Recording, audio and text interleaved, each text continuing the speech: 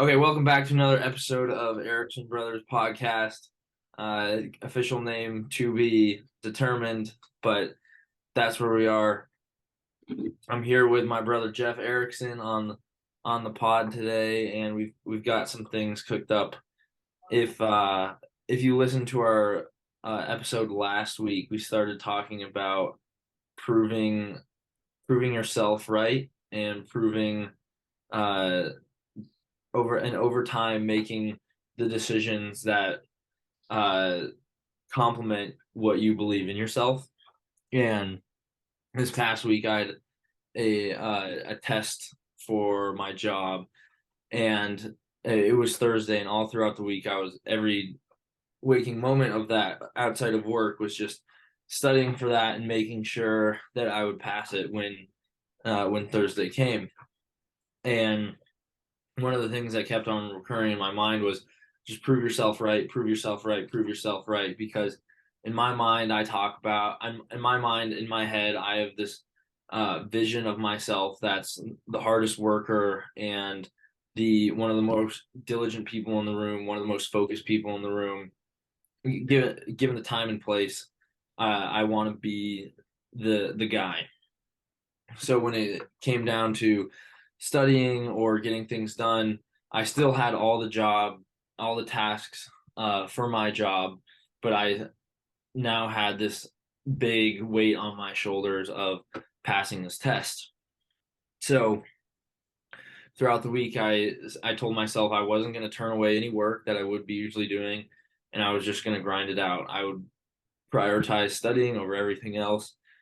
And when it got down to like waking up early to study, over lunch to study, staying up late to study. It was prove myself right, prove myself that I'm the hardest worker in the room at all times because I need to pass this test. I'm going to stay up a little bit later than the next person would. I'm going to wake up earlier than the next person would because I'm proving myself right throughout the entire process.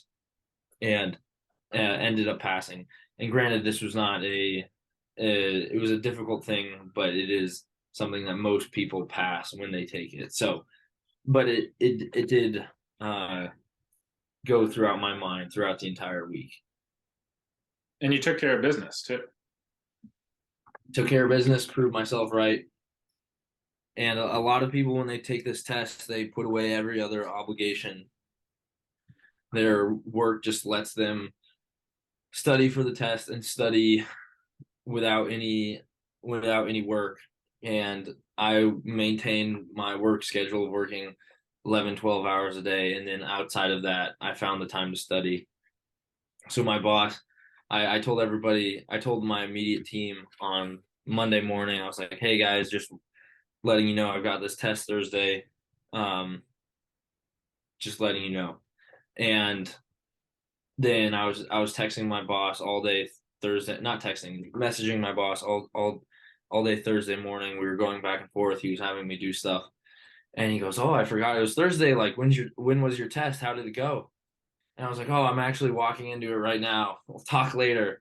And I think that in his mind, that was like a good reassurance that like I was there to take care of business, but also I wasn't gonna say no to anything going on during the week as well. Good to hear. I agree with everything. That's awesome. Second hardest worker in this room, but yeah, hardest worker in the room you're currently in. Yeah, just gotta Sure. remind you. It's just different, but that's okay. Yeah. So, yeah, glad to be back. Episode 2, man. We're off to a hot start. We already got 2 down. We're already 2 in the books. Um, yeah, but I know you said you got some things cooking. You got some ideas that you wanted to share. So, I say let's dive right into it. Let's jump into it. Mhm. So the past 2 weeks in the gym, I just keep on having this like image in my mind and telling myself I there's two things that I've been telling myself. One, and these are not probably the healthiest things, but one is be the reason that other people have gym intimidation. So be the reason people are intimidated to go to the gym. Like, because a lot of people, when they start going to the gym, they're like, oh, like people just lift heavy weight and it's just so intimidating and they run so fast. I'm that guy. Like they're like I want to be the reason that people are like, oh, I can't lift when Matt's lifting because he's just gonna pick up dumbbells that are twice as heavy as the ones that I'm gonna pick up, and he's gonna do more reps, he's gonna do more sets, he's gonna get a better workout, and then I'm gonna leave unmotivated and unhappy. And that's my motivation to just lift harder than anybody else because that's kind of what the standard is.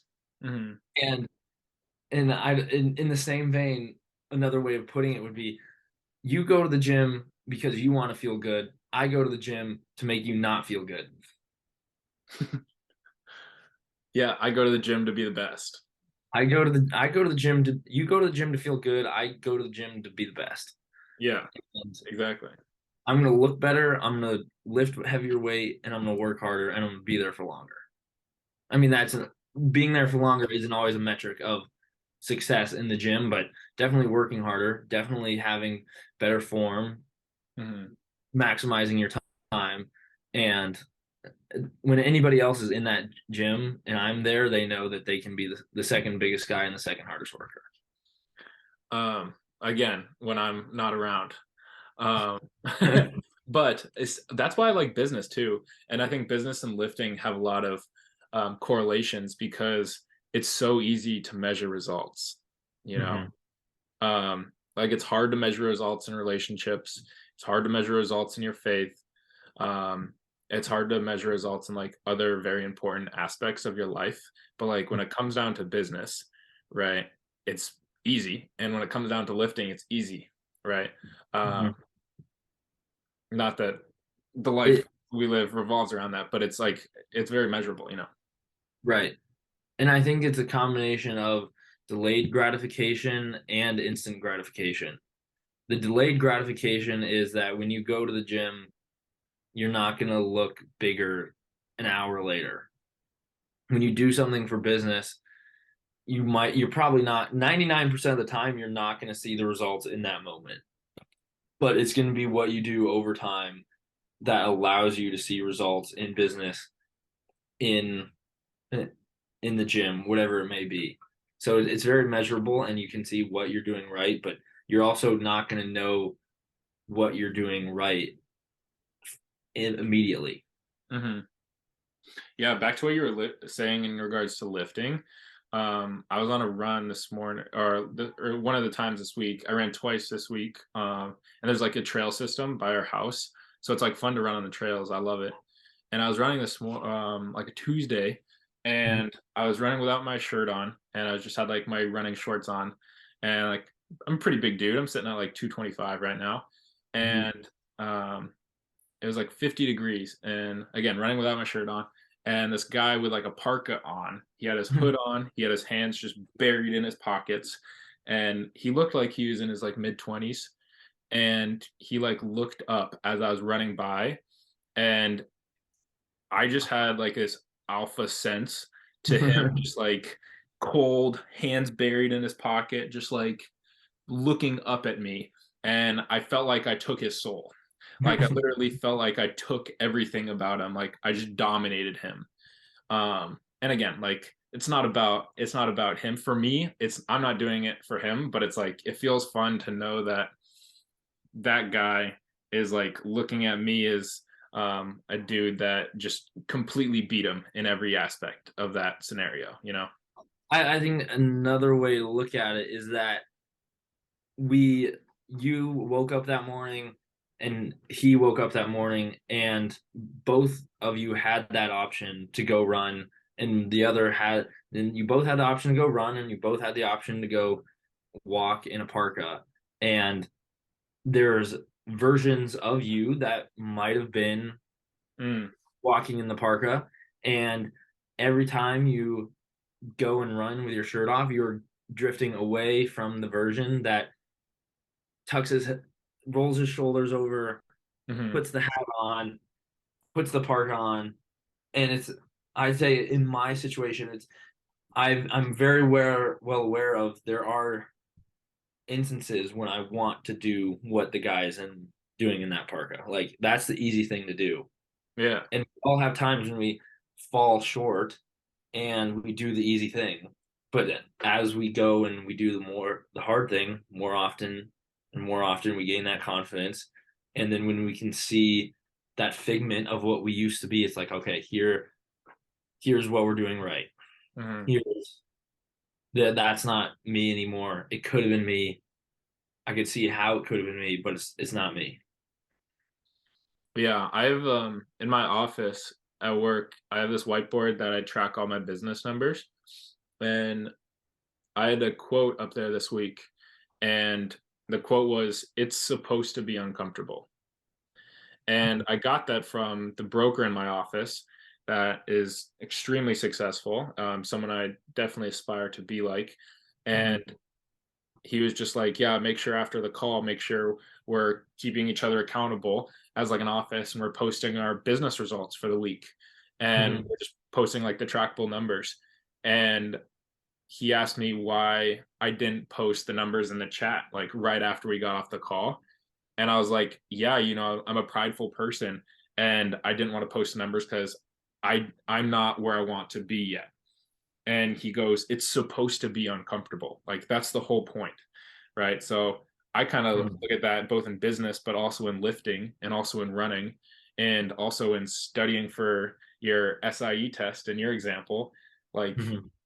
you have to know something is going to be uncomfortable and you have to be willing to do it. And you have to be willing to know that on the other side of that is going to be the growth and the achievement and the progress that you're looking Mhm. for, you know? Mhm. Mhm. And I was talking to Tyler Sapsford the other day, who uh, starts a master's program tomorrow, Oh, and no. yeah, One of your he's buddies from Yale, if they don't know. yeah, to the thousands of listeners out there, Tyler Sapsford is uh, he was a Yale baseball pitcher. Now he works in New York City in trading, and one of the most high achieving and intelligent individuals on the planet. And so we were at dinner, just two of us chatting, and we were talking about how like in the jobs that we're in, um, at least for our salaries, no matter if we had a good 2 weeks or a bad 2 weeks, it's going to be the same paycheck at the end of those 2 weeks. So I was telling him how it's just like hard to see, like, how do I know I'm growing? How do I know I'm getting better? How do I know I'm I'm doing well? Like, where's the measurable outcome? And we're both in jobs where there are like um there will be like bonuses attached to performance levels, but it's you can't really see that in the day to day. And it's starting out as young people, the tiers of how well you did are very small. So it's very insignificant whether you did well or whether you did poorly at your job. So we're talking about that, and he said, "Yeah, like that's why I'm going to get a master's program is because I want to continue to grow. I want to get smarter." He's he's doing a master's in data science and like analytics, so he's going to be doing like a lot. And there's a business focus, so he's doing like a lot of AI, machine learning, and Where's he with going? U Chicago. Oh, okay. Yeah, so he's doing that online, and he'll continue to do his job. But he was like, "Yeah, I just need more. I need more, and I need to know that I'm like getting better." And I was just uh, completely echoing his sentiment around the idea that I need something in my life where I need something in my professional capacity to let me know how I'm scaling up, and it needs to be on a or at this point I'm impatient and would like it to be on a short term basis. Um, so it's uncomfortable in the sense that I want to be doing more and rewarded for that in the short term, or at least the medium term, to where I know like what's going on. Hmm. So I think in business, that's where you kind of like take in the side hustles, in the real estate, you can see, oh, this is like the extra cash flow I have. This is how much this is how much I'm like accumulating in wealth and how much I'm able to save. So that's where the game comes from. But in terms of our jobs, whether we did poorly or whether we did well, it's the same every week. Yeah. Yeah. I mean, what I've learned is like humans need progress in life. Like Hmm. you need to be progressing if you want to be happy, right? If you want to be fulfilled, you have to be seeing improvement. Like that's just wired into who we are as humans. Hmm. Hmm. One of the pastor today at church said that the one of the measures of like a good church is it needs to have worship, it needs to have fellowship, and it needs to have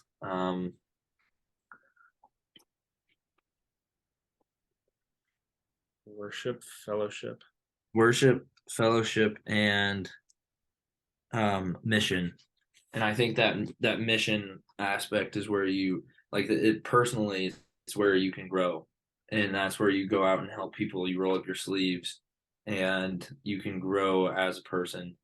And you can grow in worshiping God, and you can grow in your fellowship. But I think that the mission aspect, from a church perspective and an individual perspective, is where you're going to see like the most visual growth. Yeah. Love it. Love it. Mhm. Cool, cool. Yeah, anything else you wanted to chat on specifically? I think we can. I'll have thoughts as we keep going, but if you have anything. Yeah. One thing I've done a lot of like research, and as I say research, it's like brief articles here and there, and Hmm. mainly reading Instagram captions. But I Hmm. love the results of cold showers. And Matt, you and I had a conversation last week about ending a shower cold. And Hmm. that's something that I hadn't done before. I have been consistent with cold showers since starting college. Like I've literally done it for a couple years now, and I think there's a lot of benefits on like just the pure fact of training your mind to do something that's hard and knowing it's not going to be fun and still doing it anyway. Hmm. So that's mainly like before that's the reason why I do cold showers. But Hmm. um, you brought up this interesting point that your acne has been going away when you end the showers cold. And Yeah. I did it this whole week, and I've also seen results. It's just like I'm willingly like imagine the shower head. I'm like fucking looking at this thing, and I'm just having like looking just hit me right in the face, and I'm like I'm just getting rid of this acne. Like I'm looking right at this, just shivering my ass off. So that's what I've been doing, and it's been working, and I've Isn't been it weird? I've been Like, having a good time. It works. Like, yeah, I don't know what it is, but I think just something to do with like my thought. I'm not a dermatologist, but the ending your showers cold closes the pores, so it seals it off from. Because when you take a shower and you start it warm, you wash your face, you get all the dirt off, you get all the dirt out of your pores, and then if you end the shower cold, your pores close up and there's no dirt in them. So there's no dirt and there's no oils to like seep in. yeah, And then and then over time, obviously you will accumulate dirt and oil and all that, and that's when you go take another shower, clean it off, and then end your shower cold again, and you're locked and loaded. yeah, just dialed in. Hmm. Hmm. Um, Because and I used to think it was like a skincare thing, so I was like really attentive towards that, and then I just started putting cold water on my face, and that happened to be pretty good. yeah, who would So have when, thought? so when I take a lot of showers at the Yale Club, and all the shower there's like six showers like back to back in the locker room or whatever, and I always turn it cold, and in that those like first initial seconds, I'm like, and I'm just thinking like to the other people in there, like, what are they thinking? Is he like, does he got a girl in there? Like, what's going on? Why is he exhaling so hard all of a sudden? And then it calms down. But for the first few seconds, I can just see like everybody else in the showers just being like, what's this guy doing right now? Mm. And here's I'm gonna challenge you now to do this. Do the same thing to where you get in the shower cold, but don't tell yourself that you need these huge deep breaths to try to control your breath. Just be like, you just act like you're totally fine and just be like, just speak the normalness into existence, right? Hmm. Because like a lot of times when I got into it, I was like, because it's like your lungs are trying to react, because it's like you turn on your fight or flight mode like right away, like prefrontal cortex, dopamine hit, um, fight or flight, right? But if you just tell yourself, I'm not going to react, I'm just going to enjoy it. I know the like let the water, cold water run down my back and everything. Hmm. Um, it's different because like it's literally a decision to like react to the cold water or to not react to the cold water. So Hmm. I'm going to Hmm. challenge you to see if Yeah. you don't have to take those deep breaths. Yeah. I think, oh, initially the deep breaths, let's say it took like 20 seconds and then 10 seconds. Now it's down to like 5 seconds. Yeah. But so like for that 5 seconds, we'll call it, is still like that time of like deep breath. But then for like the remaining few minutes when I'm in there, it's it's been really interesting to recognize the cold water, but not be cold. Mm, You know, yeah. like you're like, okay, I'm acknowledging that it's cold. It would be better if it was warmer, but you're not letting that permeate into I'm cold. I'm uncomfortable. This might be uncomfortable. This might be cold, but I'm comfortable. I'm doing well. I'm enjoying it. Like regardless of the external situation, internally, I'm having a great time. Yeah.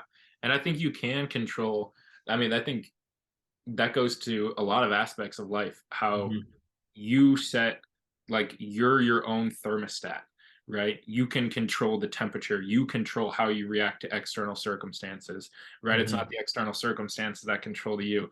Interesting story. I was FaceTiming mom earlier today, and she was on the phone. Lovely woman for all those listeners out there. Yeah, just Just a the best. great lady. um Great lady, probably the best mom of all time. Disclaimer: I apologize to any other people out there that do not have Erickson as a mom. Um, but for legal reasons, we had to say that. So yes, gotta exactly. continue. um so I was FaceTiming mom. She's helping me with my car insurance, making sure I find the best rate. Just again, great mom. Great And mom. Shit, and I she don't want to was do. holding up the phone like close to her face like this. And she was walking through our living room, and our dad was watching TV, and she absolutely smokes our dad's beer that was on the ground. Like kicks this thing across the room like she was the literal like like field goal like kicker. Chiefs kicker sending him to the Super Bowl right through the uprights. Yeah. Boots dad's beer. And he goes, my hand was even over it. Like it's kind of like how the kicker kind of like holds the ball. um so like Matt knows exactly what I'm talking about because this has happened before. But where I'm going with this story is, Mhm. mom was like, okay, like sorry, like I'll get you another one. And he goes, you are making me frustrated, like you're frustrating me. And Uh-huh. I go, dad, don't let external circumstances influence how you react. And Uh-huh. he didn't say anything, but that was the first thing that came to my mind. I'm like, he's letting this external factor dictate his internal temperature, Hmm. right? Because now he's like, he chose to be frustrated in that circumstance, when really like it's really not even that big of a deal, and you don't have to react frustrated. Again, small example, I don't know if it applies directly to what we're talking about, but that was just kind of how where my mind went when that scenario happened. um, Hmm. and I thought I Hmm. would share it. Hmm. Yeah, that reminds me of this whole thing around like horoscopes and stuff. And well, like girls will say like, "Oh, don't blame me. I'm just a Gemini." Like, "Oh, he's just an Aries. Like, you can't blame him for who he is. He was just he was just born in May. That's all. Like, it's not his fault. He was born in May." Like, Right. and I just think that's like the biggest bullshit of all time because it's just giving up ownership of your life and literally leaving it to the day you were born. When the ownership of your life started outside of when you were born, you had zero ownership of when you were born. Ownership starts at that point, but for some reason, all these girls think that their life is dictated by everything that they couldn't control.